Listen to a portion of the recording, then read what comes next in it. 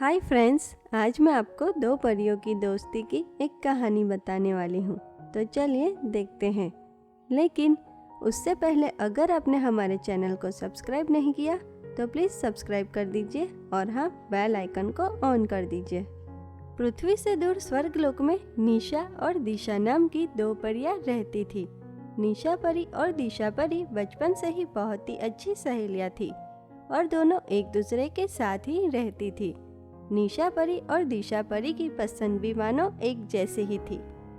एक दिन निशा परी दिशा परी से कहती है कि दिशा, कितने दिन हो गए ना, हम दोनों पृथ्वी पे घूमने नहीं गए। चलो ना, आज हम दोनों पृथ्वी पे घूमने जाते हैं। यह सुनकर दिशा परी बोली कि हाँ निशा, मुझे भी पृथ्वी पे घूमने जाना है, चलो चलते हैं। इतना बोलकर निशा परी और दिशा परी पृथ्वी पे घूमने निकल जाती हैं और घूमते घूमते दोनों एक जंगल में पहुंचती है। दोनों उस घने जंगल में आगे बढ़ती हैं और तभी उनको एक बहुत ही पुराना और छोटा सा घर दिखाई देता है। यह देखकर निशा परी बोली, अरे दिशा, ये इतने बड़े जंगल में ऐसा इतना पुराना घर किसका होगा? ये घर तो बंद लग रहा है। चलो हम इसके अंदर जाकर देखते हैं कि यहाँ कोई रहता है या नहीं। निशा परी की यह बात सुनकर दिशा परी बोली कि नहीं नहीं निशा, हमें अंदर नहीं जाना चाहिए। मुझे तो यहाँ खतरा लग रहा है। चलो हम स्वर्गलोक वापस चलते हैं। निशा परी बोली कि अरे दिशा, कुछ नहीं होगा, और वैसे भी हम तो परियां हैं। अगर कोई खतरा हुआ भी तो हमारे पास जादुई शक्तियाँ तो है ना। और फिर निशा परी और दिशा परी उस पुराने घर के अंदर जाते हैं। वह घर दिखने में तो किसी डायन का लगता है, क्योंकि घर के अंदर कई डरावनी चीजें रखी होती हैं। और यह देखकर दिशा परी बोली, निशा, ये घर तो किसी डायन का लगता है। चलो हमें यहाँ से जाना चाहिए।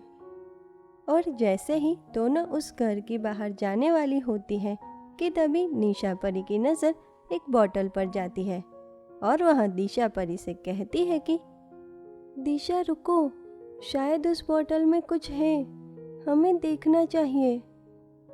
दोनों उस बोतल के पास जाती है और देखती हैं तो उसमें तो एक जिन्न बंद होता है।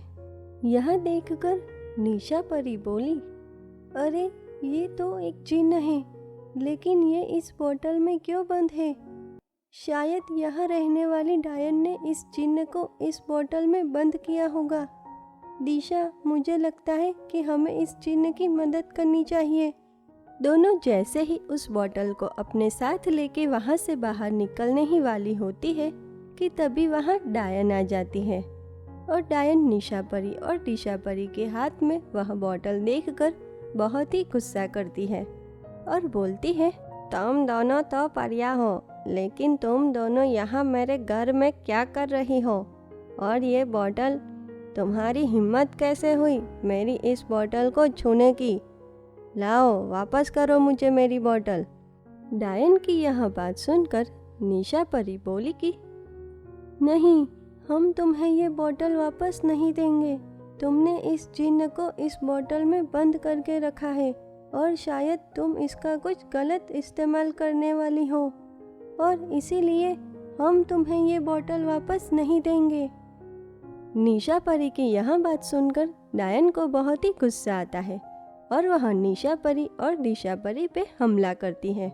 लेकिन निशा परी और दिशा परी अपनी शक्तियों से उस डायन को ही एक बोतल में बंद कर देते हैं और फिर जिस बोतल में जिन्न बंद है उस बोतल को लेकर स्वर्गलोक वापस जाती है।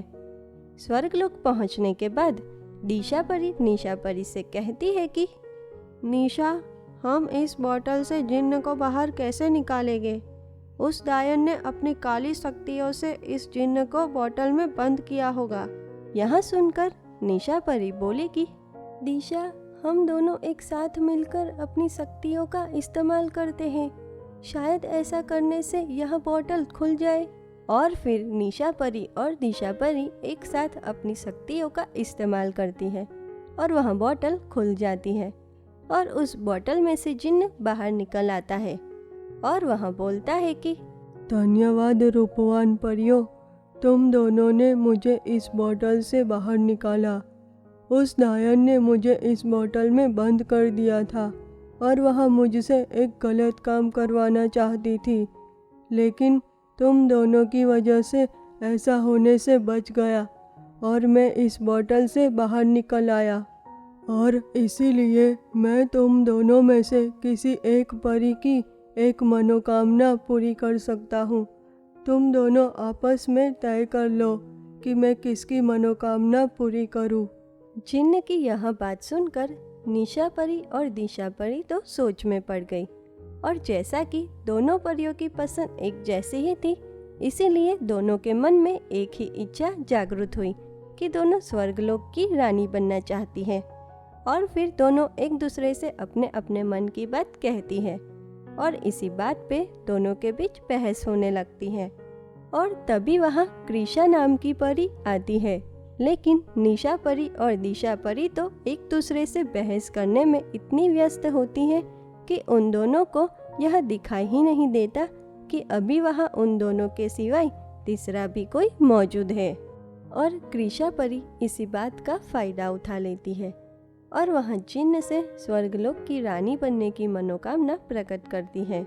जिन्न कृषा परी की इस मनोकामना को पूरी कर देता है और फिर वहाँ से गायब हो जाता है। यह सब देखकर निशा परी और दिशा परी तो रोती रहती है और आखिर में कृषा परी स्वर्गलोक की रानी बन जाती है। तो देखा अपने दोस्तों कि किस तरह निशा परी और दिशा परी एक दूसरे से बहस करती हैं और कृषा परी इसी बात का फायदा उठा लेती है और खुद ही स्वर्गलोक की रानी बन जाती हैं।